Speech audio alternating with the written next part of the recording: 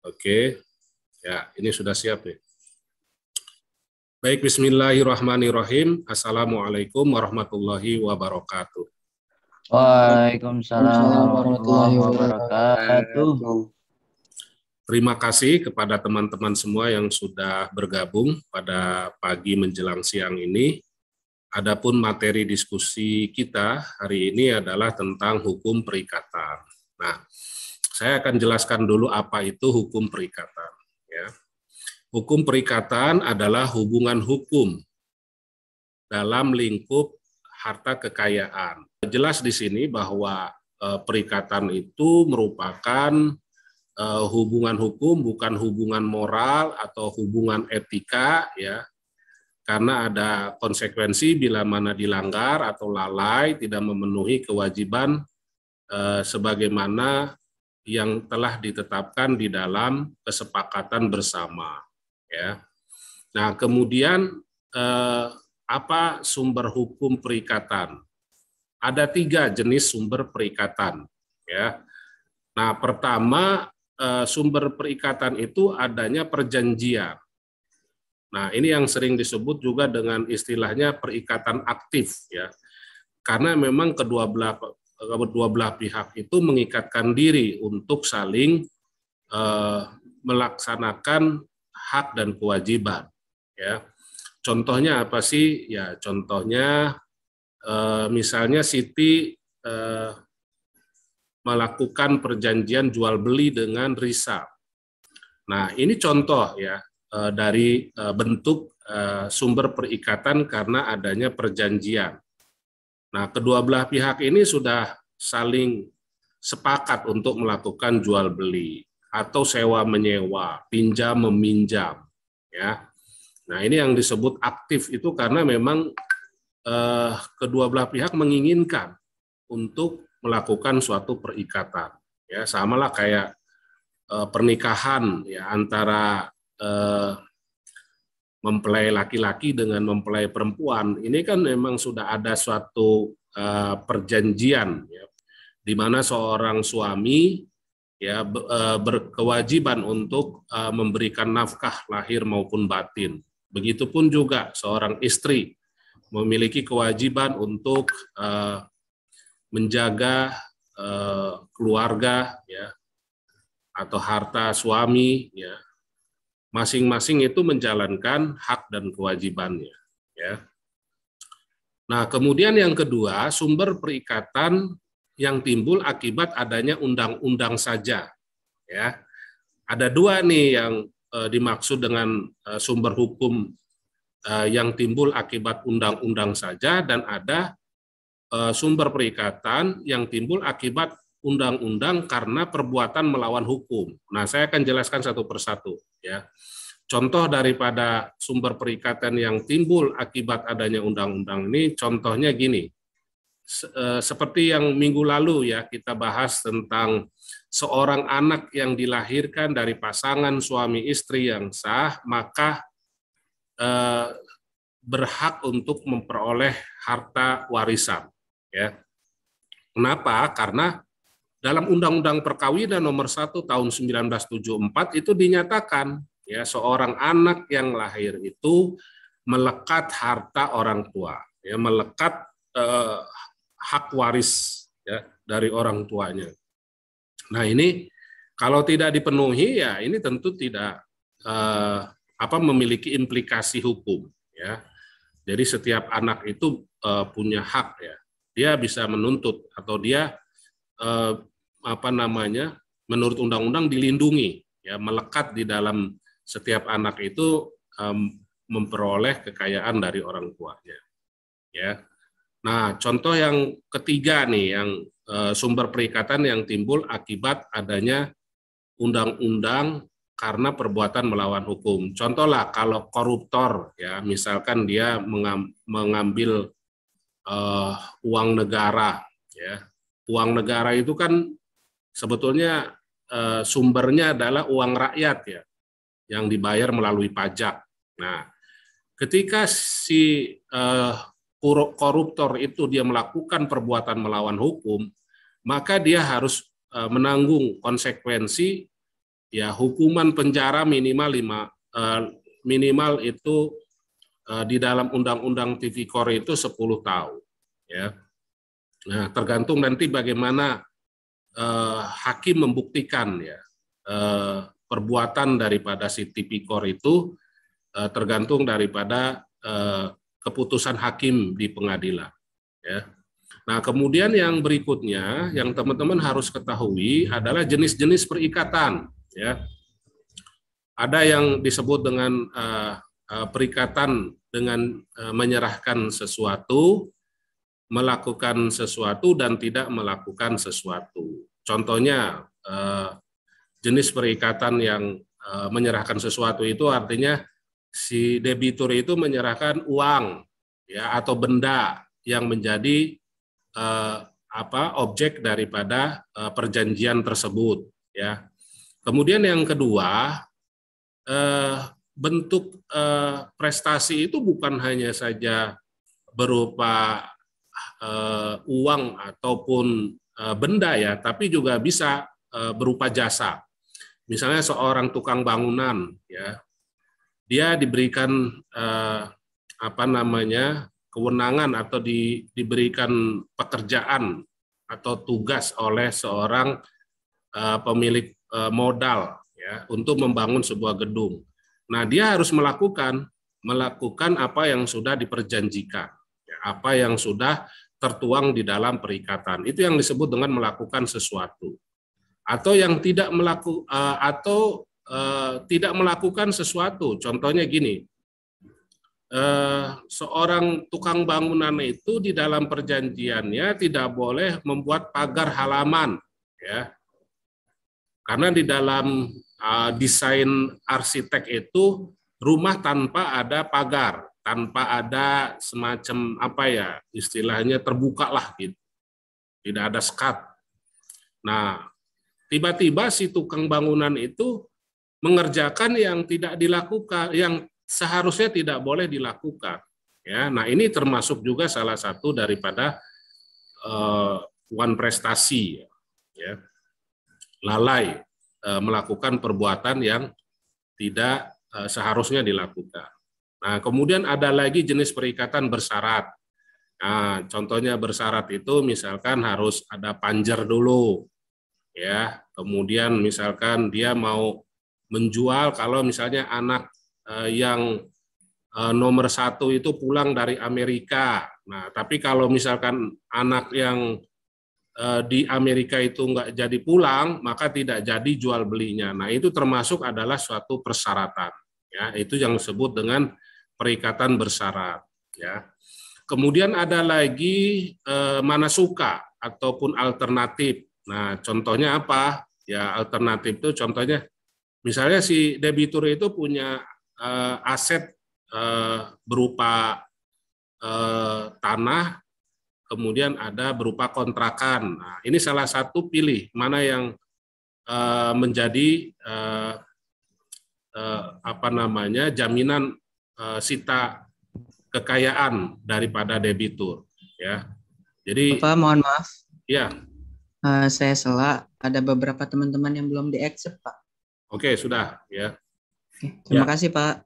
Ya, oke. Selanjutnya ada lagi tanggung renteng. Ya, contoh kayak BPKH tuh, kalau misalkan salah aja menempatkan dana umat ini, ya, kemudian nanggung kerugian, maka yang mengganti kerugian akibat daripada lalai mengelola dana umat ini, dia harus menanggung resiko. Itu yang disebut solidaritas. Jadi semua pihak, semua pengurus, ya. Makanya harus hati-hati kalau dalam undang-undang itu menyatakan tanggung renteng, itu pengelola harus hati-hati dalam menempatkan dana agar tidak mengalami resiko kerugian. Nah, masih banyak lagi ada yang lain, termasuk juga nanti kita bicarakan soal wan prestasi, ya, perbuatan lalai yang dilakukan oleh debitur kepada pihak kreditur, ya. Nah, ada 4 jenis wan prestasi, ya. Ada yang melakukan, ada yang tidak melakukan. Artinya tidak melakukan sama sekali apa yang seharusnya menjadi kewajiban debitur. Ada yang melakukan tetapi tidak sesuai ekspektasi. Ya, artinya dia masih masih belum sempurna lah. Kemudian ada lagi memenuhi kewajiban, ya, melakukan kewajiban tetapi terlambat, kadaluarsa, sudah lewat waktu, ya. Kemudian dia melakukan sesuatu yang seharusnya dia tidak lakukan. Contohnya yang seperti tadi, ya, seperti pagar halaman rumah dia tidak ada dalam perjanjian tapi dia kerjakan. Nah, ini termasuk juga lalai. Termasuk ini juga ada penalti atau ada denda ganti rugi, ya, akibat daripada kelalaian. Di samping itu tetap dia harus menjalankan kewajiban sebagaimana yang diperjanjikan dalam perikatan itu. Jadi double. Kalau istilah bank konvensional dia tetap bayar bunganya ditambah dengan denda karena lalai, terlambat membayar utang, ya. Contohnya lah seperti itu. Kemudian nanti kita juga bahas tentang hapusnya perikatan. Hapus perikatan karena pembayaran, karena pembaharuan utang, ada percampuran utang, ya, seperti yang minggu lalu kita bahas juga tentang terjadinya percampuran utang antara debitur dengan kreditur itu melangsungkan pernikahan, ya, pernikahan. Nah, itu jadi itu yang akan kita bahas. Masih banyak lagi nanti hapusnya perikatan, misalnya musnahnya objek yang diperjanjikan, gitu ya. Misalnya kayak kerbau disambar petir, ya. Misalkan perjanjian jual beli, ya. Misalkan siapa ya di sini Haikal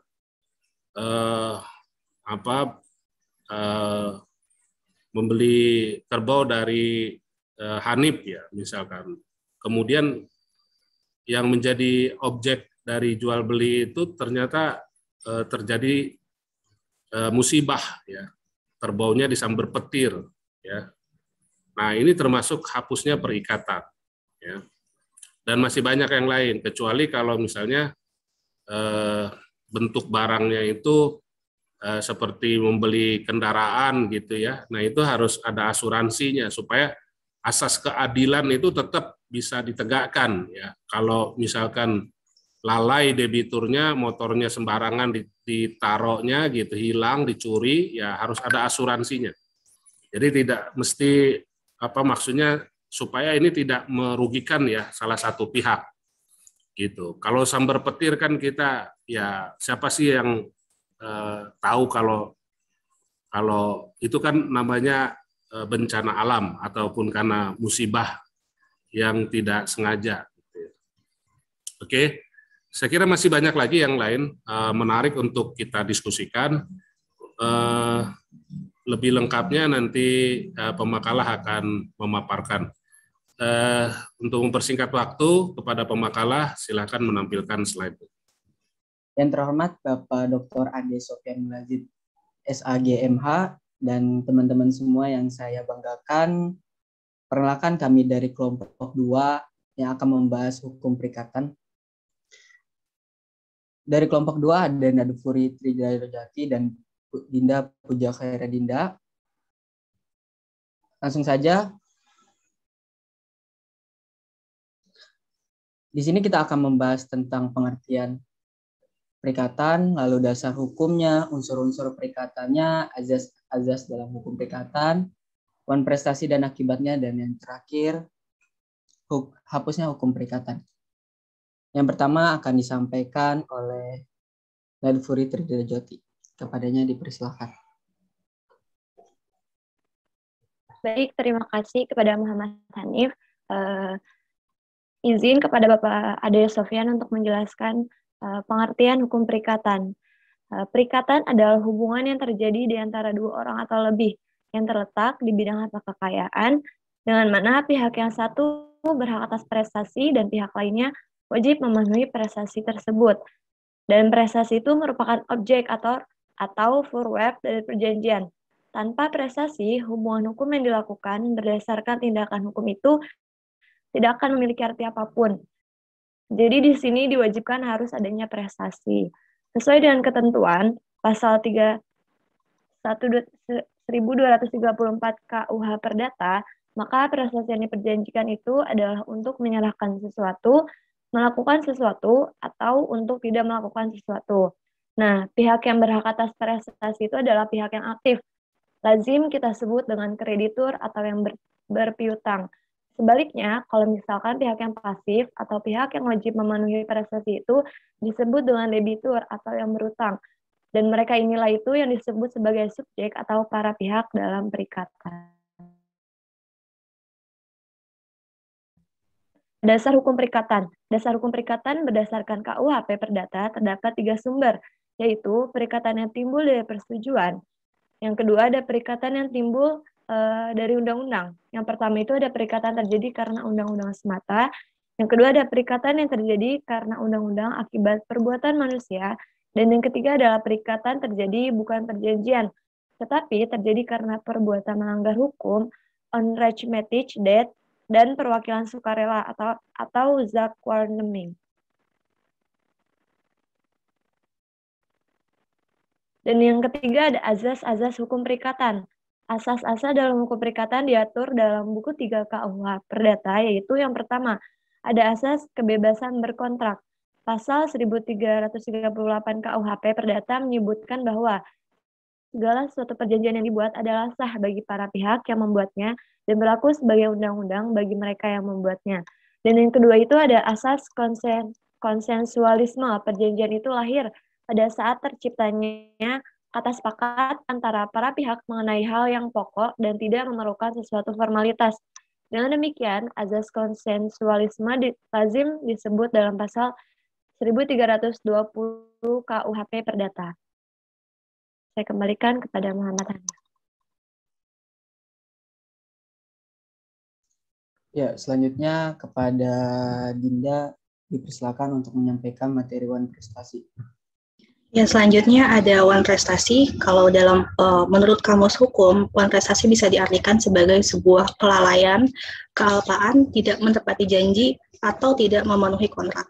Sedangkan kalau menurut Kitab Undang-Undang Hukum Perdata atau BW disebut dalam pasal 1238 yang berbunyi, si berutang adalah lalai apabila ia dengan surat perintah atau dengan sebuah akta sejenis itu telah dinyatakan lalai atau demi perikatannya sendiri. Ialah jika ini menetapkan bahwa si berutang akan harus dianggap lalai dengan lewatnya waktu yang ditentukan.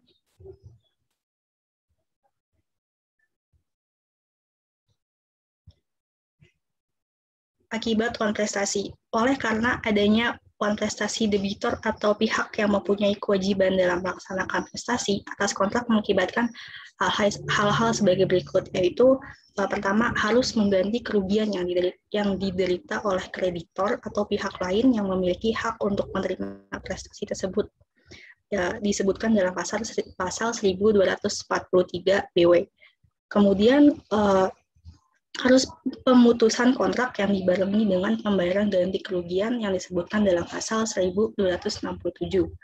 Kemudian akibat lainnya yaitu harus menerima peralihan resiko sejak prestasi tersebut terjadi. Selanjutnya harus menanggung biaya perkara jika perkara tersebut dibawa ke pengadilan. Selanjutnya saya kembalikan kepada moderator. Ya, di sini ada beberapa pelaksanaan kontrak akibat wan prestasi. Yang pertama mengganti kerugian. Jadi kalau semisal si debitor ini melanggar wan prestasi, dia harus mau nggak mau mengganti kerugian itu berupa denda, bunga, dan biaya penanggungan. Lalu ada pemutusan kontrak. Ini juga salah satu resiko yang harus diterima oleh debitur ketika dia sudah melaksanakan suatu perikatan dengan seorang kreditur, lalu dia melanggar atau wan prestasi, mau nggak mau dia harus otomatis pemutusan kontrak. Lalu ada penerimaan peralihan risiko. Semisal salah satu kreditur itu meminjamkan barang kepada kreditur, lalu sudah melewati batas perjanjian atau perikatan, otomatis dia harus menanggung biaya atau misalkan benda itu rusak atau tergores atau lecet, biayanya harus ditanggung oleh si debitur karena sudah melewati masa perikatan. Lalu ada yang terakhir, harus menanggung biaya perkara. Nah, biaya perkara ini jika si kreditur ini tidak menerima diselesaikan secara kekeluargaan lalu naik ke arah pengadilan atau hukum, mau nggak mau si debitur harus menanggung biaya pengadilan tersebut. Lalu di sini ada hapusnya perikatan. Ya, yang pembayaran, penawaran pembayaran diikuti oleh penyimpanan dan pembayaran utang akan disampaikan oleh Trida Rojati. Baik, di sini ada hapusnya perikatan. Hal-hal yang menyebabkan terhapusnya perikatan itu, yang pertama ada pembayaran. Yang dimaksud oleh undang-undang dengan perkataan pembayaran itu ialah pelaksanaan atas pemenuhan tiap perjanjian secara sukarela. Artinya itu tidak dengan paksaan atau eksekusi. Jadi perkataan pembayaran oleh undang itu nggak melulu ditujukan pada penyerahan uang aja, tetapi penyerahan tiap barang menurut perjanjian. Itu juga dinamakan pembayaran juga. Nah, pembayaran yang dimaksud dengan pembayaran dalam hukum perikatan adalah setiap pemenuhan prestasi secara sukarela. Dengan dipenuhinya prestasi itu, perikatan menjadi terhapus. Dan yang kedua ada penawaran pembayaran diikuti oleh penyimpanan. Penawaran pembayaran tunai diikuti penyimpanan yaitu pembayaran tunai yang diberikan oleh debitor, namun tidak diterima oleh kreditor. Kemudian yang ketiga yaitu ada pembaruan utang atau inovasi. Nah, inovasi adalah perjanjian antara kreditur dengan debitur, di mana perikatan yang sudah ada dihapuskan dan kemudian digantikan dengan sebuah perikatan yang baru. Suatu inovasi adalah suatu perjanjian yang menyebabkan hapusnya suatu perikatan dan pada saat yang bersamaan timbul perikatan lainnya yang ditempatkan sebagai pengganti perikatan semula. Saya kembalikan kepada Muhammad Hanif. Selanjutnya pembahasan tentang perjumpaan utang atau kompensasi, kebatalan dan pembatalan perikatan dan pembebasan utang akan disampaikan oleh Bu Zahira Dinda. Ya, selanjutnya ada perjumpaan utang atau kompensasi yang disebutkan dalam pasal 1425 hingga 1435 KUHP. Di sini artinya penghapusan utang masing-masing dengan jalan memperhitungkan utang yang sudah dapat ditagih secara timbal balik antara debitur dan kreditur. Misalnya kalau saya punya utang sama Hanif 500.000, ternyata ada masa lalu Hanif juga punya utang ke saya 500.000. Nah, dalam hal ini bisa terjadi penghapusan utang tersebut karena sama-sama impas. Seperti itu.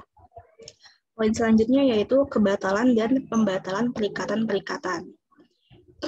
Jadi yang dimaksud ini adalah batal demi hukum yang dapat dibatalkan dalam hukum. Misalnya suatu perjanjian yang dibuat oleh seseorang itu oleh seseorang yang belum dewasa yang belum cakap, yang seperti yang pekan lalu sudah dikatakan oleh Pak Ade Sofyan, kalau orang yang belum cakap dalam hukum itu belum bisa belum bisa dijadikan suatu yang resmi sah gitu.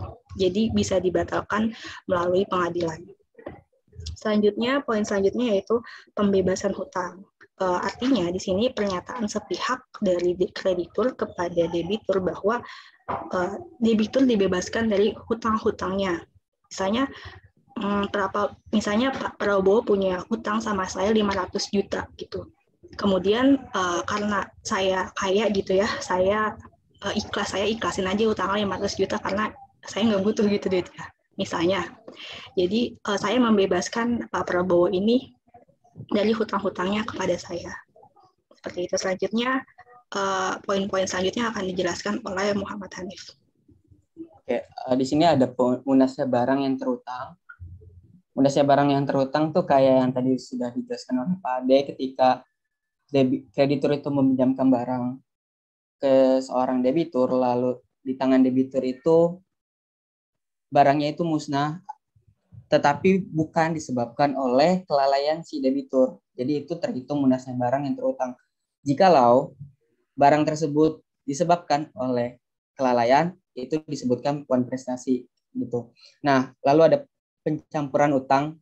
Contohnya seperti ini, ketika ada seorang laki-laki mempunyai utang kepada seorang perempuan, lalu di suatu masa dia menikah, itu disebut pencampuran utang. Lalu yang selanjutnya ada syarat yang membatalkan, beberapa syarat-syarat yang ditetapkan bisa menghapuskan perikatan. Lalu yang terakhir ada kadaluarsaan atau daluarsa. Di sini banyak banget pembahasan-pembahasan tentang daluarsa atau kedaluarsaan, seperti halnya kasus hukum, kalau kita kaitkan dengan kasus hukum Munir. 17 tahun silam, 17 tahun lalu ada kasus pembunuhan, dan sampai sekarang kasus pembunuhan itu tidak terbukti siapa yang membunuhnya, lalu faktornya apa, penyebabnya apa. Dengan secara hukum, kasus itu pada tahun besok akan hilang atau ditiadakan karena ada proses panjang yang melewati kasus hukum tersebut gitu loh. Kalau dalam hukum bisnis sekitar 30 tahunan ketika seorang kreditur meminjamkan barang ke seorang debitur dengan perjanjian di awal, lalu di atas 30 tahun otomatis barang tersebut menjadi hak milik ke si orang debitur gitu loh. Yang selanjutnya sebab lain terhapusnya, jadi nggak hanya yang di atas, yaitu berakhirnya suatu ketepatan waktu dalam suatu perjanjian. Dia sudah membayarkan hutang-hutangnya sesuai dengan waktu yang dijanjikan, maka otomatis hukum perikatannya terlepas. Lalu ada meninggalnya salah satu pihak dalam perjanjian. Nah, seperti semisal ada kreditur dengan debitur, misalnya saya sebagai debitur dan Dinda Puja Heredinda itu sebagai kreditur, dan saya meninggal di masa proses saya meminjam uang, utang atau barang, dan saya meninggal, otomatis itu terlepas perikatannya. Tapi ada beberapa poin-poin yang menyewa itu ketika ada ahli waris, otomatis hukum perikatannya itu dijatuhkan ke ahli waris si orang debitur tersebut gitu loh. Selanjutnya ada meninggalnya orang yang memberikan perintah. Dan yang poin keempat ada karena pernyataan pailit. Nah, pernyataan pailit dalam perjanjian masy'ab itu kayak ada dua orang lebih melakukan perjanjian untuk timbal balik seperti CV atau firma, itu tuh termasuk ke dalam masy'ab. Nah, pailit itu sebuah proses di mana seseorang atau lebih dari dua orang debitur memiliki tujuan untuk membayar utangnya. Jadi dalam proses hukum, pengadilan hukum itu menyatakan si firma ini pailit. Pailit itu kayak dia nggak mampu membayar utangnya, tapi bukan termasuk bangkrut gitu loh. Jadi kita harus bedakan pailit dengan bangkrut. Gitu. Pailit itu belum tentu bangkrut. Jadi ketika pengadilan itu menyatakan si firma ini tidak bisa membayar, maka otomatis hukum perikatannya terlepas. Dan yang terakhir adanya syarat yang debitur memiliki lebih dari dua kreditur dan sudah jatuh tempo. Itu pengertian pailit ya. Oh iya Pak. Oke. Selanjutnya ada adanya syarat yang membatalkan perjanjian. Jadi ada syarat-syarat yang mengharuskan perjanjian ini batal. Selanjutnya kita ada proses tanya jawab, diskusi bersama. Bagi kawan-kawan semua yang ingin bertanya bisa menyalakan kameranya lalu menghidupkan suaranya. Ada pertanyaan pertama dari Miftahul Alfiyah. Saya akan bacakan ulang. Pada slide bahwasannya hal-hal yang menyebabkan terhapusnya perikatan salah satunya yakni pembaruan utang atau disebut dengan istilah novasi, yang berarti hapusnya perikatan yang lama dan melahirkan perikatan yang baru, bukan begitu? Nah, bagaimana seseorang dapat melakukan yang namanya pembaruan utangnya? Apakah ada aturan yang mengaturnya terkait hal tersebut atau tidak? Oke, di sini kita akan bahas, akan mengulang sedikit bahwa tadi dari definisi novasi atau pembaruan utang itu merupakan salah satu penyebab hapusnya perikatan ya. Nah, novasi itu dapat diartikan sebagai perjanjian yang menggantikan perikatan yang lama dengan perikatan yang baru. Nah, untuk apakah ada hal yang mengatur terkait hal tersebut? Ada. Jadi ada pasal pasal 1413 KUH Perdata menyebutkan bahwa ada 3 cara nih untuk terjadi inovasi. Yang pertama itu apabila seorang yang berutang membuat suatu perikatan utang baru guna orang yang mengutang kepadanya yang menggantikan utang lama yang dihapuskan karenanya. Terus yang kedua, apabila seorang berutang ditunjuk untuk menggantikan orang berutang lama yang oleh si berpiutang dibebaskan dalam perikatannya. Dan yang terakhir dari yang disebutkan pasal 1413 KUH Perdata itu apabila sebagai akibat suatu perjanjian baru seorang berpiutang baru ditunjukkan untuk menggantikan orang berpiutang lama terhadap siapa berpiutang dibebaskan dari perikatannya. Nah, jadi suatu inovasi itu hanya dapat terjadi atas kehendak yang menyatakan dengan tegas oleh pihak dan tidak bisa dipersangkakan dari pasal tadi yang sudah disebutkan. Nah, selain dari inovasi hanya terjadi karena perjanjian, sehingga harus memenuhi syarat-syarat sah perjanjian itu. Nah, inovasi itu ada 3 macam nih. Ada inovasi objektif, ada inovasi subjektif pasif, dan yang ketiga itu ada inovasi subjektif aktif. Yang pertama itu ada inovasi objektif. Jadi di mana perikatan yang telah ada itu digantikan dengan perikatan lain atau perikatan yang baru, dan yang bisa disebutkan sebagai penggantian perikatan lama dengan perikatan baru untuk orang yang mengutangkan. Nah, inovasi objektif ini dapat terjadi dengan mengganti atau mengubah isi daripada perikatan. Terus adapun penggantian perikatan terjadi jika kewajiban debitur atas suatu prestasi tersebut itu diganti oleh prestasi lainnya. Misalnya itu kewajiban untuk membayar sejumlah utang tertentu diganti dengan kewajiban untuk menyerahkan sesuatu barang tertentu. Dan yang kedua itu ada inovasi subjektif pasif. Itu tuh suatu perikatan di mana debitur itu digantikan oleh debitur yang baru, yang mana akibat pergantian tersebut, debitur yang lama itu dibebaskan dari perikatannya. Terus yang ketiga itu atau yang terakhir ada inovasi subjektif aktif, yaitu peristiwa di mana kreditur baru ditunjuk mengganti kreditur lama. Jadi inovasi subjektif aktif ini merupakan perjanjian segitiga gitu, karena debitur perlu mengikat dirinya dengan kreditur baru. Contohnya gini, misal si A itu berutang 10.000 kepada B, nah, dan B itu berutang kepada C dalam jumlah yang sama. Nah, dengan inovasi itu dapat terjadi bahwa si A menjadi berutang kepada si C, sedangkan A terhadap B dan B terhadap C itu dibebaskan dari kewajiban-kewajibannya. Nah, seperti itu. Apakah Saudari Miftah Wafia cukup? Atau masih ada yang ditanyakan? Cukup. Baik. Oke, saya nambahkan sedikit ya supaya Iya, Pak. lebih menegaskan lagi ya. Untuk yang inovasi itu sebetulnya bisa saja pembaharuan itu pada subjeknya ya. Contoh tadi, misalkan gini, saya sebagai debitur tidak mampu untuk mengembalikan pinjaman ya. Lalu saya mengajukan untuk pembaharuan nama debiturnya. Misalkan saya mengusulkan kepada orang tua saya sebagai debiturnya ya, atau misalkan ke kakak kandung saya, misal karena secara kemampuan ekonomi kakak saya lebih mampu untuk membayar cicilan ataupun utang saya gitu ya. Nah, ini contoh daripada pembaharuan utang itu bisa saja subjeknya ya. Jadi debiturnya ini bisa diatasnamakan keluarga debitur atau mungkin bisa jadi orang lain ya.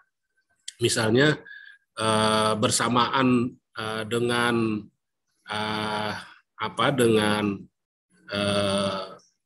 pinjam meminjam atau utang piutang, misalkan saya juga punya piutang kepada orang lain ya. Nah, maka yang menjadi debitur itu bisa saja dialihkan kepada orang lain ya, karena secara bersamaan saya sebagai debitur juga saya sebagai kreditur, artinya saya punya piutang kepada orang lain, tapi saya juga secara bersamaan saya juga punya utang kepada bank atau kepada lembaga keuangan leasing misalnya. Jadi itu bisa dilakukan ya dengan mekanisme tentu harus ada persetujuan dari pihak yang terkait ya, dalam hal ini ya debitur yang diatasnamakan maupun juga dengan pihak kreditur di mana kita meminjam uang, gitu ya. Nah, itu contoh ya untuk pembaharuan utang karena subjeknya berganti, subjek debiturnya berganti orang lain ya.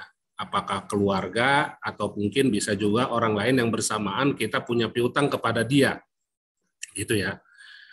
Atau bisa juga dengan meminta pembaharuan dalam soal waktu pembayaran. Ya. Pembayaran. Misalnya gini, di dalam perjanjian awal itu jatuh tempo itu setiap tanggal 1, ya, karena gajiannya tanggal 1 misalnya. Ternyata kebijakan daripada tempat kita bekerja itu gajian karyawan itu diubah misalkan ke tanggal 29 misalnya, akhir bulan misalkan. Nah, kemudian untuk mencegah terjadi adanya one prestasi, maka si debitur itu mengajukan pembaharuan. Ya, masa tanggal jatuh tempo itu diganti dengan diubah ya dari tanggal 1 menjadi tanggal 29. Nah, ini juga termasuk ya. Jadi kalau misalkan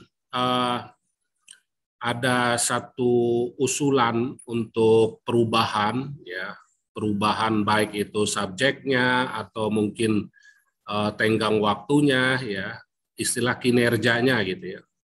Kinerjanya misalnya ya ada perubahan pembayarannya yang harusnya di awal ini di akhir, jadi ada keterlambatan ya pembayaran. Daripada nanti uangnya kepake misalkan udah tanggal 29 terima gaji, terus kemudian jatuh tempo pembayaran tanggal 1. Nah, ini uangnya kemungkinan bisa terpakai sehingga akhirnya perlu dilakukan perubahan seiring dengan adanya perubahan dari pihak kantor misalnya. Nah, ini bentuk contoh ya dari tadi yang disampaikan oleh pemakalah ya, supaya lebih menyederhanakan dan lebih gampang memahaminya adalah seperti itu contohnya. Itu ya, Miftah ya. Baik, Oke, yang pertanyaan berikutnya yang belum dijawab, silahkan pemakalah. Ya, baik. Selanjutnya pertanyaan dari Tazkiyah Salsabila Kamila akan saya coba jawab. Pertanyaannya yaitu izin bertanya kepada kelompok 2. Dalam PPT dijelaskan mengenai puan prestasi, yaitu suatu kelalaian. Sebagai contoh, apabila ada suatu perusahaan sebagai debitur mengajukan jaminan terhadap perjanjian terikatnya kepada kreditur, lalu perusahaan tersebut melewati batas kontrak perjanjian dan tidak ada kejelasan dari pihak debitur, apakah perusahaan tersebut masuk pada wan prestasi? Jawaban saya adalah iya, perusahaan tersebut masuk ke dalam wan prestasi. Karena tadi kan di awal-awal sudah dijelaskan oleh Pak Ade Sofyan, ada bentuk-bentuk seseorang itu melakukan wan prestasi. Salah satunya adalah keterlambatan dalam menepati janji. Nah, yang dilakukan oleh kasus yang disebutkan Tazkiyah ini adalah si debitur tidak mampu menepati janjinya untuk membayar pada jatuh tempo.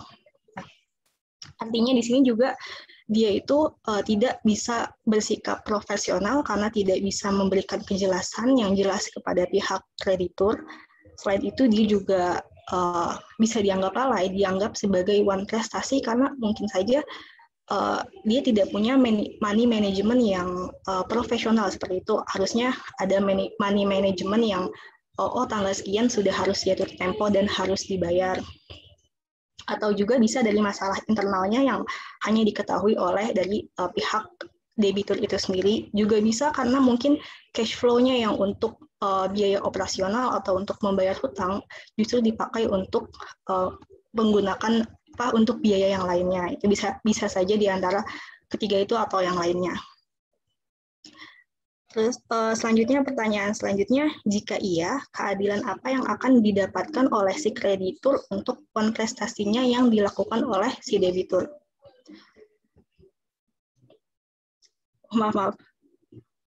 Keadilan apa yang didapatkan oleh kreditur dalam prestasinya oleh si debitur itu? Nah, kalau keadilan yang didapatkan oleh si kreditur, seharusnya dia mendapatkan haknya pada awal perjanjian itu. Nah, tapi karena di sini kasus yang dikatakan Tazkiyah itu tidak ada kejelasan, bisa saja pihak kreditur ini jalan akhirnya adalah menuntut si pihak debitur ke meja hijau kepada pengadilan. Atau bisa juga biasanya dalam suatu perjanjian itu kalau misalnya tidak bisa membayar pada jatuh tempo, si pihak debitur juga harus menanggung risiko-risikonya, akibat-akibatnya, atau denda yang sudah dijanjikan pada awalnya. Misalnya kalau dia tidak bisa membayar pada jatuh tempo, maka akan dikenakan bunga sekian persen sesuai dengan perjanjian denda risiko yang sudah dijanjikan pada awalnya. Pertanyaan masih terkait pertanyaan Tazkiyah lagi, beranak ya pertanyaannya. Dan apakah si debitur tersebut bisa dikatakan sudah melakukan penipuan terhadap kreditur? Kalau ini kondisinya conditional, jadi bisa dikatakan melakukan penipuan atau tidak itu conditional. Kalau misalnya pihak debitur ini masih ada di perusahaannya, masih bisa dikomunikasikan gitu, istilahnya nggak kabur lah, masih ada di tempatnya. Nah, ini belum bisa dikatakan suatu penipuan karena dia masih bisa dituntut seperti itu. Tapi kalau kondisi yang lain, misalnya dia kabur ke luar negeri atau kemana gitu, nah ini bisa dikatakan dia melakukan suatu penipuan. Tapi kalau perusahaan yang melakukan penipuan agak sulit juga karena perusahaan itu ada bentuk fisiknya. Bentuk fisiknya di sana misalnya kan ada perusahaan Telkom, di situ bentuk fisiknya jelas gitu, ada perusahaannya. Jadi sulit juga untuk melakukan penipuan. Jadi kalau untuk pertanyaannya ini saya jawab conditional. Ya, selanjutnya apakah Pak Ade ingin menambahkan, Pak? Ya, saya menambahkan jawaban dari pemakalah ya tadi. Jadi kalau kita merujuk pada terminologi one prestasi, seperti yang di awal saya sudah sampaikan bahwa one prestasi itu merupakan perbuatan lalai yang dilakukan oleh debitur terhadap kreditur. Ya. Nah, di sini perbuatan lalai yang dilakukan oleh debitur itu ada 4 jenis. Ya, tadi dikatakan dia tidak melakukan sama sekali atau dia melakukan tapi tidak sesuai dengan apa yang diharapkan. Kemudian melakukan sesuatu tetapi sudah lewat waktu atau kadaluarsa. Dan kemudian yang keempat, dia melakukan sesuatu yang seharusnya dia tidak lakukan. Nah, ini kalau kita lihat tadi pemakalah juga sudah sampaikan ya, yang ditanyakan ini udah lewat waktu nih, udah kadaluarsa. Ini termasuk one prestasi sebetulnya, ya. Otomatis ada konsekuensinya. Apa itu? Kalau dia lalai bisa saja kalau misalkan dia lewat waktu gitu ya, walaupun dia sudah mengerjakan, kemudian kreditur keberatan karena menanggung resiko kerugian, misalkan si pengembang ini sudah kontrakkan kepada misalkan kepada mandor gitu ya. Nah, mandor ini lalai, tidak memenuhi target yang harus diselesaikan.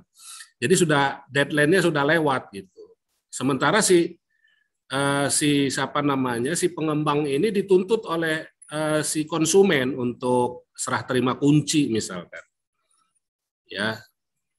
Kemudian kontraktor ini harus menanggung resiko kerugian akibat daripada tidak memenuhi perjanjian sebagaimana sudah ditetapkan, yaitu misalkan tanggal 1 September harusnya sudah serah terima kunci dengan konsumen, tapi karena tanggal 15 baru diserahkan oleh kontraktor, maka si apa si pengembang ini ya, si siapa namanya, ya si pemilik modal ini menanggung kerugian, ya kerugian reputasi nama baik, kemudian kerugian juga termasuk tuntutan dari konsumen misalkan.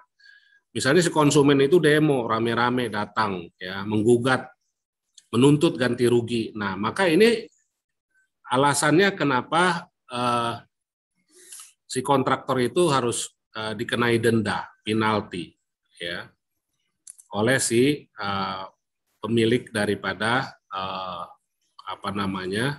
proyek ini gitu.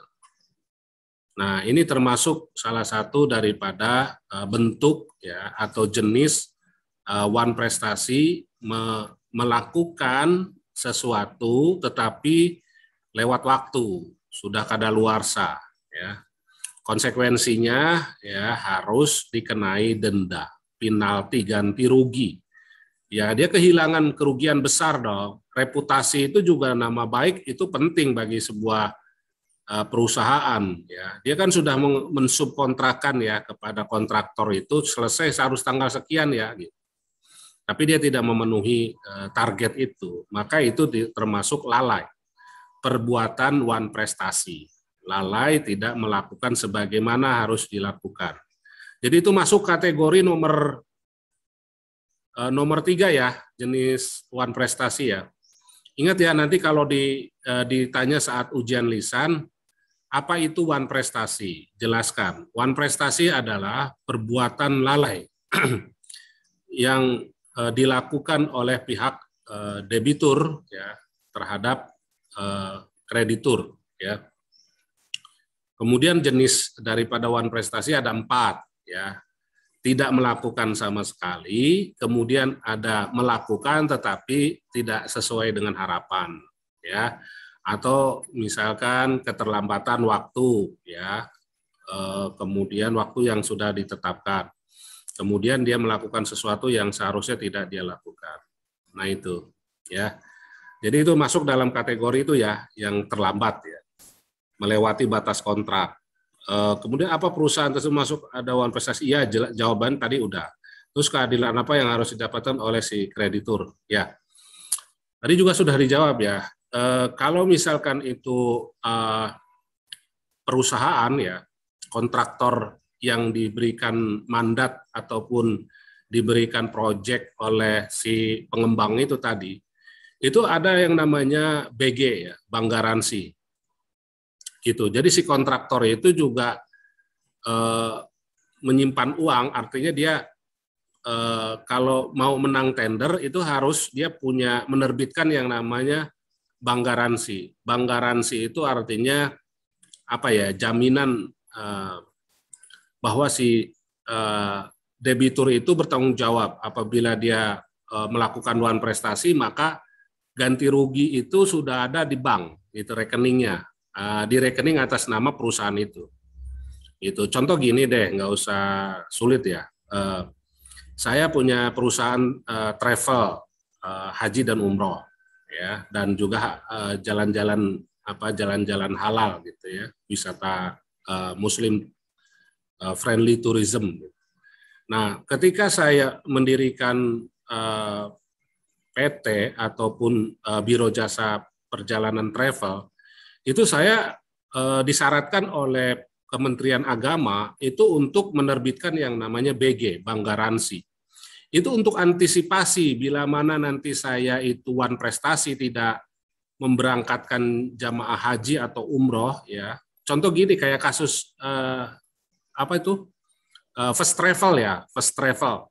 Misalkan dia sudah berjanji untuk memberangkatkan misalkan tanggal 27 untuk trip yang kedua gitu.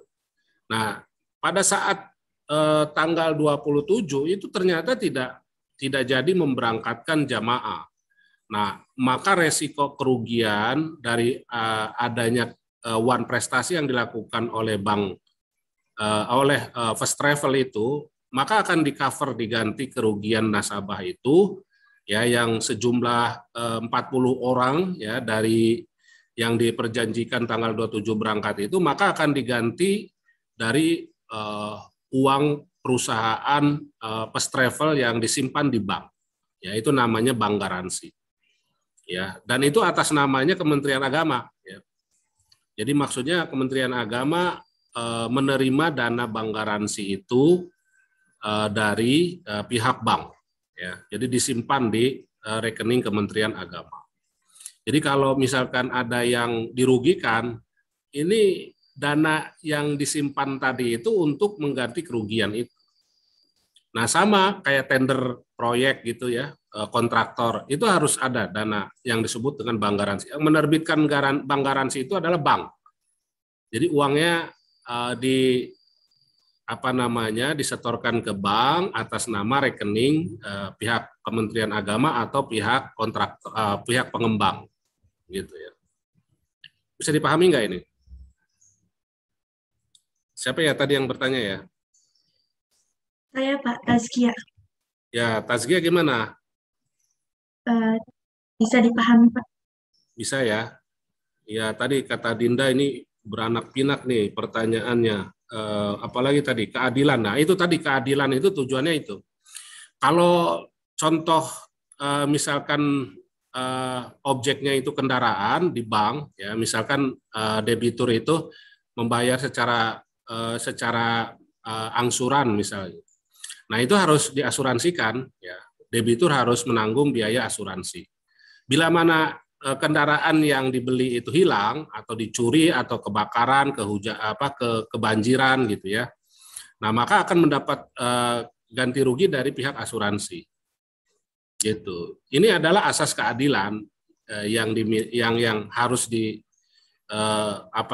dilindungi kepentingan dari kreditur. Karena selama cicilan belum lunas dibayar oleh debitur, maka aset ini sebetulnya masih menjadi milik daripada kreditur.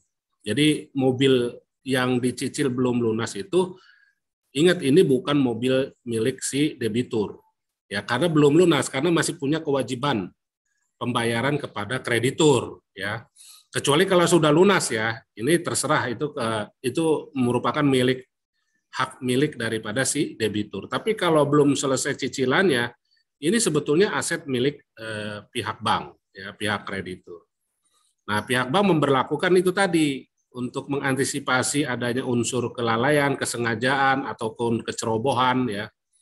Nah, itu bisa dengan cara memproteksi dengan asuransi. Jadi akan diganti oleh pihak perusahaan asuransi. Gitu ya. Kemudian ada lagi tadi itu keadilan tadi udah ya. Kemudian bisa melakukan penipuan terhadap apakah si debitur tersebut bisa dikatakan sudah melakukan penipuan terhadap kreditur? Ya, ya sebetulnya bukan penipuan ya, karena ini kan kelalaian tadi one prestasi ya, one prestasi meskipun ada unsur kesengajaan dari debitur misalnya, kesengajaan untuk tidak melaksanakan kewajiban sebagaimana mestinya, atau bisa juga karena ya debitur itu jatuh bangkrut misal, atau karena faktor lain ya, misalkan karena wabah pandemi COVID yang melanda seluruh negara di dunia ya, ini kemudian perusahaan ini mengalami cash flow yang tidak lancar ya, bisa saja. Dan itu nanti dibahas ya dalam topik kepailitan dan penundaan kewajiban pembayaran utang. Ini saya kira nanti lebih mendalam ya,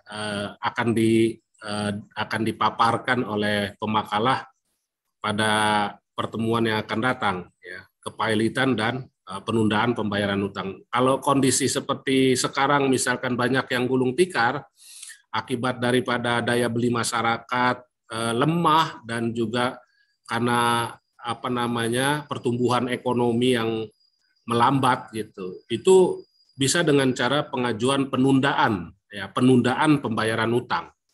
Atau tadi misalkan dengan cara pembaharuan utang ya. Gitu. Atau yang lebih ekstrim lagi percampuran utang itu tadi supaya lunas ya dinikahi aja lah si debiturnya gitu. Kalau misalkan debiturnya cantik, masih muda gitu.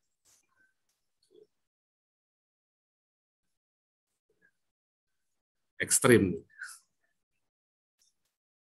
Ya ini bercanda aja ya. Ya jadi gitu ya teman-teman ya. Jadi banyak jalan menuju Roma. Untuk hapusnya suatu perikatan itu banyak.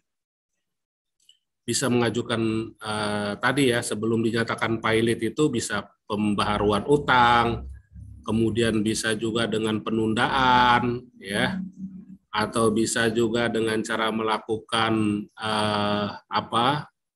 perjumpaan utang ya gitu. Jadi banyak langkah-langkahnya. Makanya kenapa mahasiswa Fakultas Ekonomi ini penting ya belajar tentang aspek hukum supaya tadi kalau kesulitan mengalami kendala cash flow keuangan perusahaan itu bisa dengan cara menggunakan itu tadi ada beberapa hapusnya perikatan itu dengan cara melakukan tadi ada pembayaran, ada pembaharuan ya.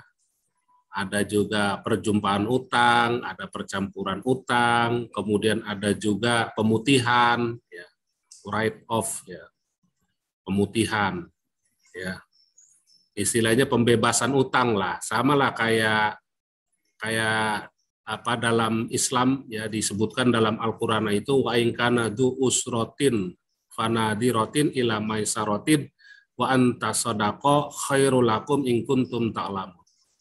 Jadi ketika orang kesulitan di dalam membayar utang dikasih tangguh waktu ya sampai pada keadaan luang ekonominya ya.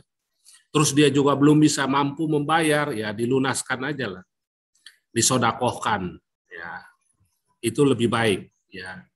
Wa anta sodaqo khairul lakum in kuntum ta'lamun. Tapi jarang sih kalau utang misalkan Rivia sama Diandra itu cuma 10.000 karena waktu itu Rivia nggak bawa dompet ya 10.000 beli somai di kampus misal ya diikhlaskan lah ya tapi kalau 1 miliar Rivia utangnya sama Diandra diikhlaskan ya nanti dulu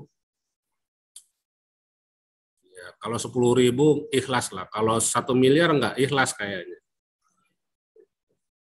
ya. Nah itu, apalagi itu milik perusahaan, bukan milik perorangan, milik bersama. Nah ini bagaimana mau diikhlaskan, wanta sodako. Tapi kalau itu diikhlaskan betul-betul, ya ini kan jadi khairul lakum in kuntum ta'lamun. Artinya ini hanya orang-orang tertentu aja yang tahu manfaatnya membebaskan utang sama orang yang lagi sedang jatuh bangkrut. Ini luar biasa. Makanya orang pilot itu berhak mendapatkan zakat ya. Yang salah satunya dalam mustahik yaitu muflis ya, orang yang jatuh bangkrut dapatkan zakat itu karena memang orang yang tadinya kaya raya banyak uang terus jatuh bangkrut itu luar biasa sakit. Ya. Nah, itu makanya supaya dia nggak gila, nggak stres, nggak bunuh diri, ya dikasihlah zakat gitu karena kalau orang susah kemudian susah itu biasa tapi kalau orang yang senang hidupnya bergelimang harta terus tiba-tiba susah ini bisa jadi nekat dia bunuh diri kalau nggak gantung diri kalau nggak nyebur ke sumur gitu nah ini macam-macam gitu ya. Oke, saya kira sudah lengkap lah ya dari Dinda tadi bagus sekali ya untuk jawabannya. Untuk selanjutnya pertanyaan yang ketiga silakan. Ya, untuk dari pertanyaan Rivia Ramadhanisa, menurut pasal 1243 Kitab Undang-Undang Perdata KUHP Perdata, penggantian kerugian atas perkara wan prestasi berupa penggantian biaya, kerugian dan bunga. Namun bagaimana cara menentukan bunga dan denda dalam prestasi apabila tidak ada ketentuan dalam klausul perjanjian dan bagaimana tinjauan hukum Islam? Sebenarnya dalam peraturan lembaga negara itu sudah diatur dalam UU 1848 nomor 22 ketika dalam perjanjian itu tidak ada besaran bunga yang harus ditetapkan ketika wan prestasi itu sebesar 6%. Jadi ketika ada seorang debitur dan kreditur melakukan perikatan perjanjian, lalu si debitur ini melakukan wan prestasi dan di awal tidak ditetapkan bunganya, itu dikenakan bunga sebesar 6%. Nah, perhitungannya 6% ini per tahun. Jadi ketika dia melakukan peminjaman 140 juta semisal, dia harus membayarkannya per tahun. Nah, 140 juta ini dikalikan 6%, jadi totalnya itu dia harus membayar utangnya plus bunga yang sudah ada, gitu, sudah ditetapkan sebesar 6%. Lalu bagaimana pandangan Islam terkait bunga? Memang ini sedikit tricky banget, banyak banget pembahasan-pembahasan terkait bunga dalam proses peminjaman Islam gitu. Tapi kalau semisal yang saya baca beberapa sumber-sumber, kalau semisal ada debitur itu melakukan wan prestasi, itu pertama ada reschedule atau penjadwalan ulang. Jadi ketika jatuh temponya itu sekitar tanggal 18 dan tanggal 18 itu dia tidak bisa membayar, dilakukanlah reschedule atau penjadwalan ulang. Lalu yang kedua ada pensyaratan ulang. Beberapa syarat-syarat yang sudah dikenakan di awal perjanjian itu ternyata membuat berat si debitur, maka dilakukan pensyaratan ulang. Lalu yang ketiga ada namanya restructuring atau penataan ulang, seperti itu. Jadi ini banyak banget pembahasan-pembahasan tentang bunga dalam proses peminjaman Islam. Masih saya kaji lebih dalam lagi, karena dalam beberapa sumber-sumber itu tidak mensertakan penjelasan yang lebih detail, karena kebanyakan sumber itu dia lebih ke arah condong tadi peraturan UU nomor 22 tahun 1848, seperti itu. Sudah, Hanif? Sudah, Pak. Boleh untuk tambahannya, Pak? Oke, ini masih ada unsur bunga yang masih ditanyakan oleh Rivia ini ya. Harusnya anak UIN jangan ngomongin bunga lah. Ya. Tapi karena ini terkait dengan hukum perikatan umum ya. Tadi kalau perikatan Islam itu tentu harus disebutkan di dalam kontrak perjanjian antar dua pihak tadi itu ya. Kalau misal di bank syariah gitu, kalau di kontrak perjanjiannya itu ya misalkan akad murobahah atau akadnya musyarakah mudorobah gitu. Nah, itu harus dibunyikan di situ mengenai penalti atau denda sebesar sekian gitu ya akibat daripada kelalaian keterlambatan dalam pembayaran gitu. Jadi kalau di bank syariah itu kan sudah flat ya, berapa cicilan besaran nilainya itu sudah ditentukan, udah flat, jadi nggak fluktuatif. Beda dengan bunga, kalau bunga itu kan mengikuti dari suku bunga Bank Indonesia ya, BI rate gitu. Kemudian kalau untuk denda itu jelas disebutkan di dalam kontrak perjanjian itu. Nah, denda ini ya sebetulnya hanya diberlakukan bagi mereka yang lalai. Ya. Kalau yang mereka tidak tidak lalai dengan kewajibannya ya tidak boleh. Ya. Denda dalam Islam itu nggak boleh dan ini tidak boleh dimasukkan sebagai keuntungan perusahaan. Jadi denda itu masuknya di dalam dana tabaruk ya yang disimpan untuk disalurkan kepada pembiayaan Qardul Hasan ya misalnya pedagang kaki lima, pedagang bakso gerobak gitu yang penghasilannya itu di bawah 2 juta gitu dalam 1 bulan. Nah, itu dia diberikan dana semacam itu tadi, dana Qardul Hasan, dana kebajikan. Itu didapatkan dari denda itu. Jadi denda itu nggak boleh dijadikan pemasukan oleh lembaga keuangan syariah. Karena itu sebetulnya denda itu hanya untuk memberikan efek jera ya. Jadi bukan untuk diambil keuntungan. Gitu. Jadi masuknya itu bukan sebagai keuntungan perusahaan, tapi untuk dimasukkan dalam rekening tabaru. Tabaru itu rekening derma. Derma itu untuk kebajikan. Jadi apa ya disalurkan tanpa untuk mencari keuntungan. Jadi istilahnya cuma-cuma gitu. Bank itu memberikan bantuan cuma-cuma gitu kepada pedagang kecil atau yang membutuhkan. Ya. Beda lagi dengan infak sodakoh ya, beda. Itu namanya dana JIS ya, zakat infak sodakoh. Jadi ada lajis yang dikumpulkan dari pembayaran zakat infak sodakoh masyarakat ya, dari masyarakat, dari nasabah. Nah itu nanti diserahkan dalam pendistribusiannya itu ke Bajnas. Jadi bank tidak mendistribusikan secara langsung kepada mustahik, tapi disalurkan ke Bajnas. Nanti Bajnas yang terakhir ya, terminal terakhir untuk mendistribusikan. Bank itu cuma menghimpun saja. Jadi kalau ada nasabahnya yang mau bayar zakat infak sodakoh wakaf, itu diterima, tapi nanti yang mengeksekusinya itu adalah Bajnas. Jadi dia hanya menghimpun saja. Ya.